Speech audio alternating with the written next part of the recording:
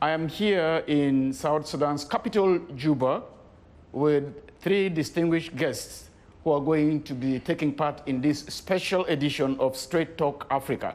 But before we get into our discussion, I would just like to bring to our listeners the context and the background of what has been happening in South Sudan since the country got its independence.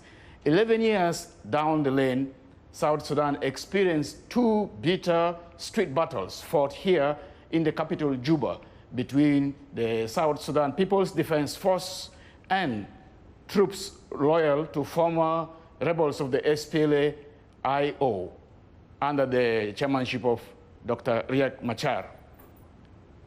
One agreement was signed in 2018.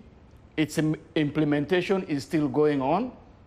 Some analysts say the parties and the signatories to the agreement implemented it selectively. That is, they took Chapter 1, which is on power sharing and responsibility sharing, and then Chapter 6, which is on constitutional review process.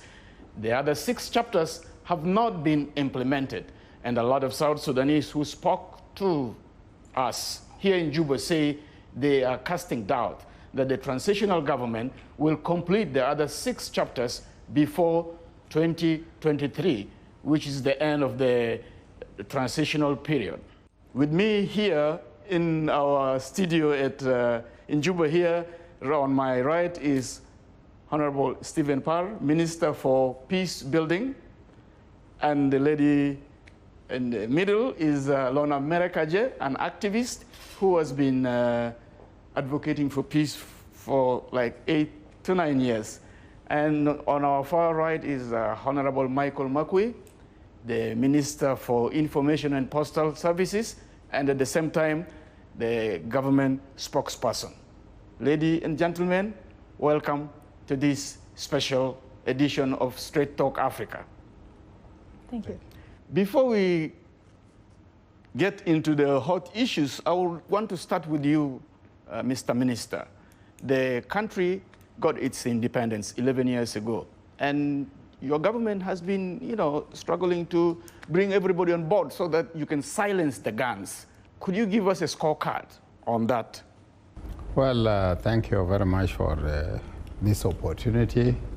In fact, the government of South Sudan, of course, with independence in 2011, was established, and before we could put our house in order, there erupted the crisis of 2013.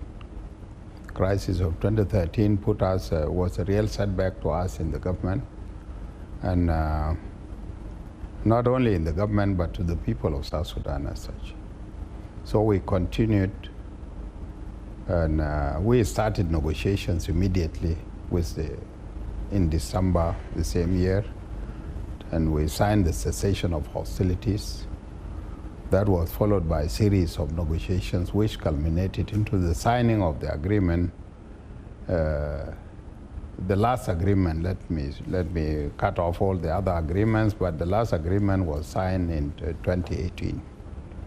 This is the agreement which is now operational, and this is the agreement that the government, the transitional government of national unity is implementing, and this is where we are.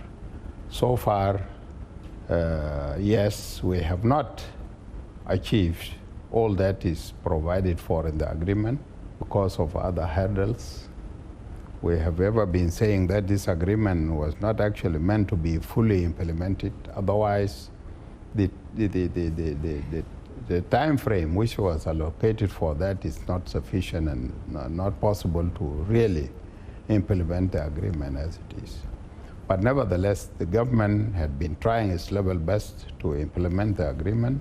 And so far, we have almost finished Chapter 1. And Chapter 1 is only about, what is left in Chapter 1 is the issue of the commissions and institutions. And most of these are connected with enactment of laws, which have not yet been enacted, or amendment of laws which are not yet amended. So there's no way we can proceed without. Chapter 2, yes, this is where we have difficulty, really. And in Chapter 2, we have difficulty in terms of implementation because of so many problems. Chapter 2 is the most expensive. Because it involves the unified forces, security arrangements, security mechanisms. Yeah, that is what I refer to. Why is it expensive? It is expensive because it has so many requirements. It has so many requirements and so many proceedings to be conducted. However, despite all these difficulties, of course, one of them is the finances. We don't have the necessary required resources for funding this process. Yes, we have forces in the field undergoing training. These forces are supposed to be graduated, but up to now we are unable to graduate them simply because of two things. One, for you to graduate forces, you must have these forces full in combat uniform. They must be armed and they must have uniform. The arms embargo which has been imposed on us by the international community has made it impossible for us to acquire all this. We don't manufacture them here, but it has made it impossible for us to acquire all this. We'll come back to the other issues going down the line. Let's give a chance to Minister Stephen Parr, who is representing the SPLM-IO. Honorable Makwe raised crucial issues here. One, he said the agreement was not meant to be implemented. Very difficult agreement. And the government and the other partners are trying their best to implement it. He touched on Chapter 2, which I was going to ask you about. There are troops that are still in cantonment areas, and the minister is saying there are two issues, money, and secondly, the arms embargo. Do you subscribe to his conclusions? Well, overall, I agree with Honorable Michael that the agreement is a huge operation.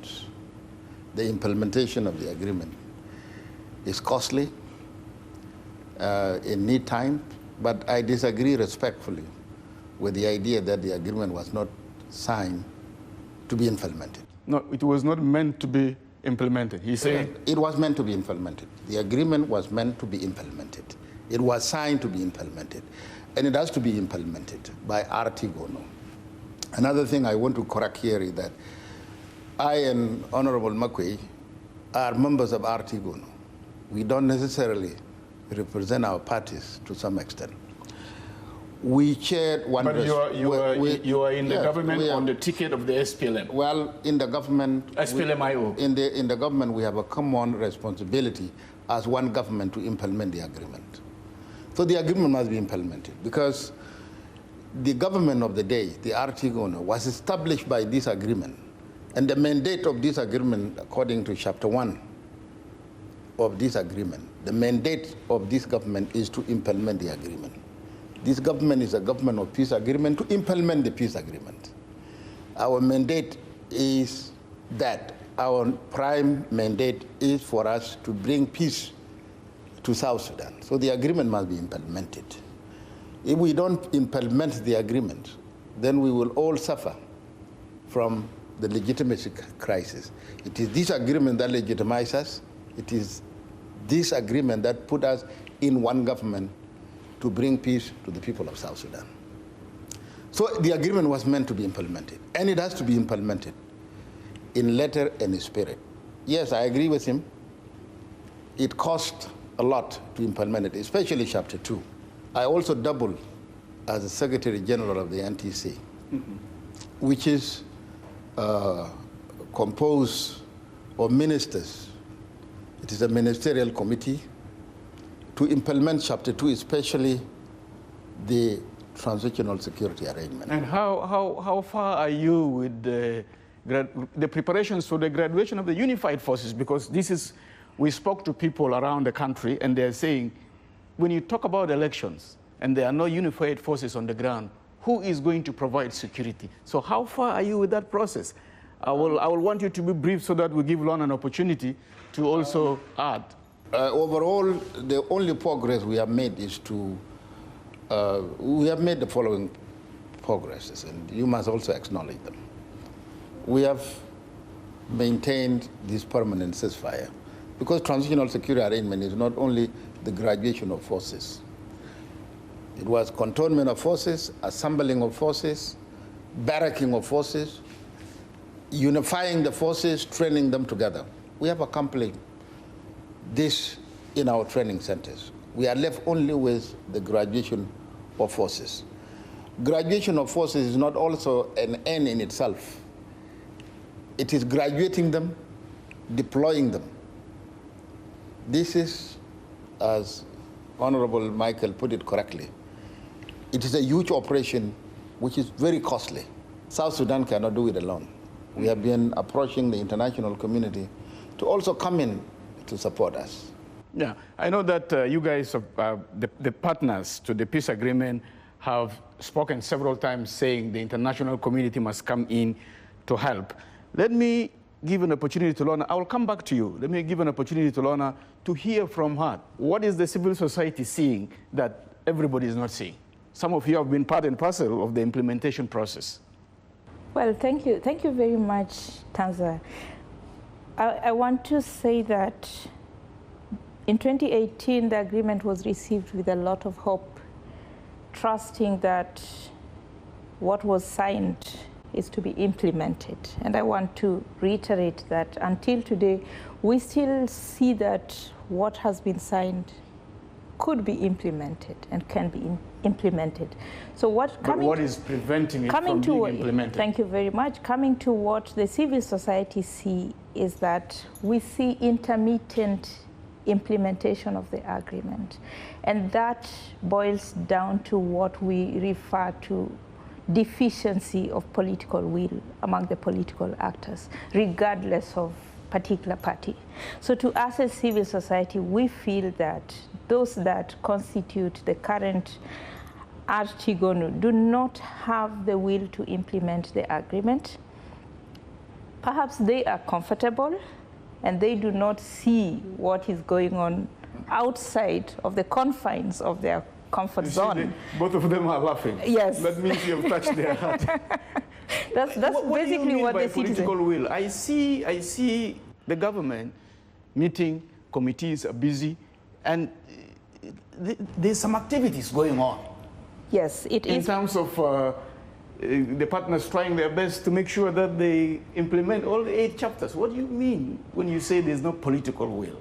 It's puzzling, you know, the agreement in itself, and I think this is a problem that faces South Sudan in all spheres of governance in this country. And I have said this repeatedly, that one of the problems we have is we have complex documents as the agreement, but when we come home, we don't develop legs to anchor the documents. The legs to anchor the documents are operationalization equipment, instruments. We needed to have different instruments to operationalize the agreement. That has not sufficiently happened. You are a member of the constitutional making process, or Constitution Amendment Committee, and at the same time, I'm a member of the Public Finance Management Oversight Committee. What progress have you done? Give us a score sheet. From our side, one of the things that we have done, and I always say that the drafters of the agreement needed to sit where we are sitting, is that within 21 days we were able to incorporate the agreement into the Constitution and come up with amendment number 6, which incorporates the agreement into the Constitution. After that, we looked at the security laws within the prescribed time frame. We were able to complete the review of the security law from our side. Where did it get stuck? At the executive. Honorable Michael Makwe, the ball is in your court that you, the executive, have sat on what the other committees have passed on to you. Could you comment on her conclusion that there's no political will to move forward? You see, it is unfortunate, with due respect to her opinion. Who is that person who has the yardstick for measuring the level of commitment? This is the point. I have been hearing so many people, and especially the civil society, that the government does not have the will. What is their yardstick for measuring the commitment, the level of commitment of the government? To me, I say we are fully committed. And this is why we are here now. We have reached here so far.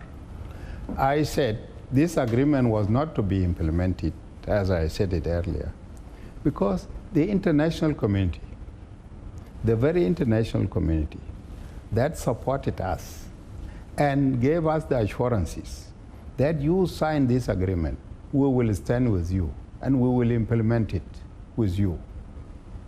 Just immediately after signature, they sat back and began to tell us, you implement.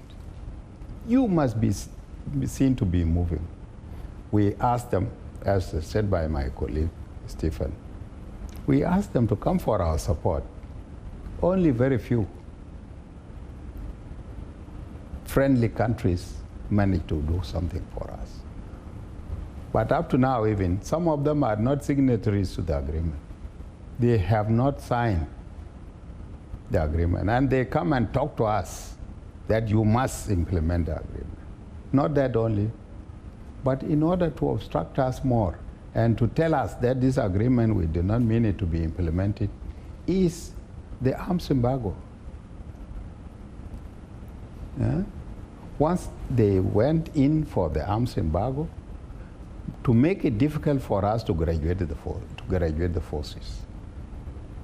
Because if a force is not a force if it doesn't have if you don't have a gun, a rifle to give to a soldier, he is not a soldier.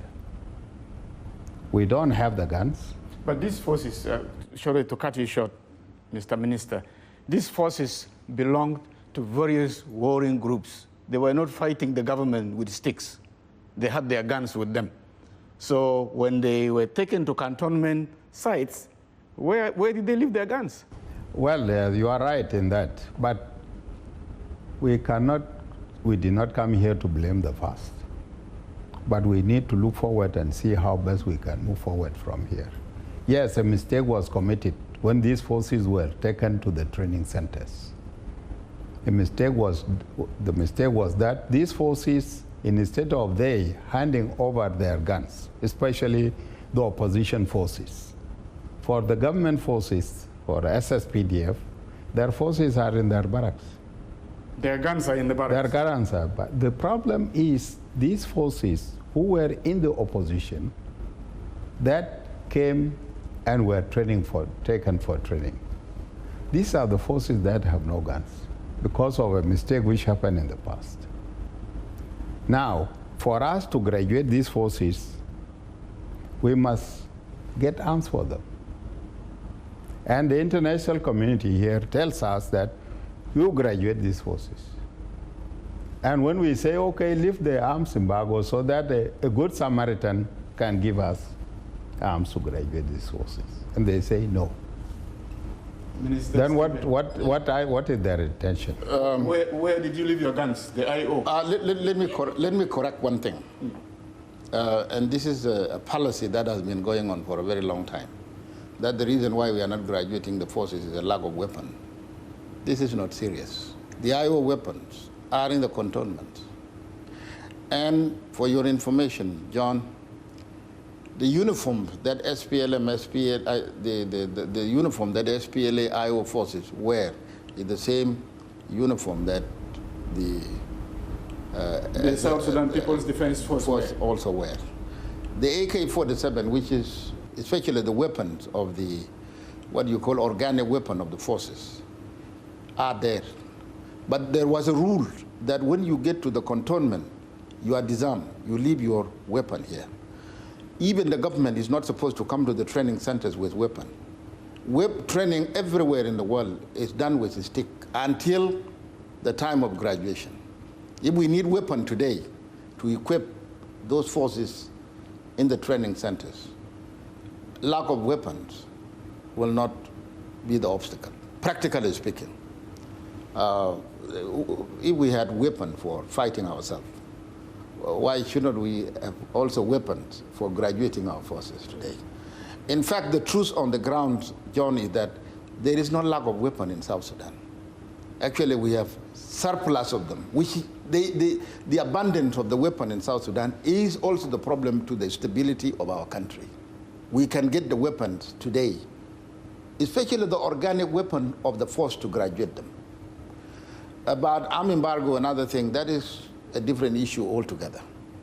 What we are blaming the international community for is that even where they are now, in the training centers, our forces do not have the human, you know, the necessities for human life, medicine, shelters, food. This has been a problem. The size of our economy, and with the impacts of the COVID-19 and the economic crisis all over the world, as you can see it. We are a young economy here. If the international community is serious about bringing peace to South Sudan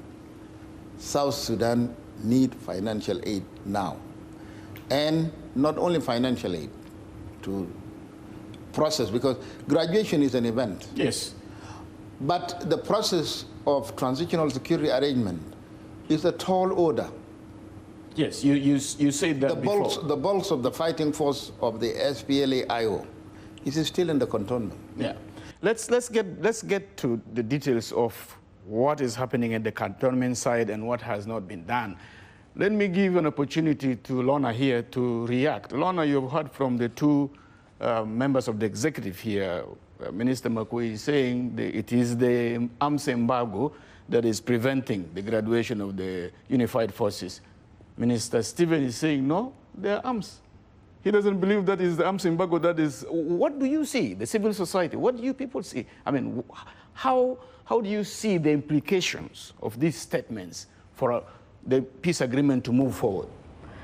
I think, you know, going back to what there's this question about quantifying political will, quantifying commitment, and Honorable today put it in a very nice way, the yardstick for commitment.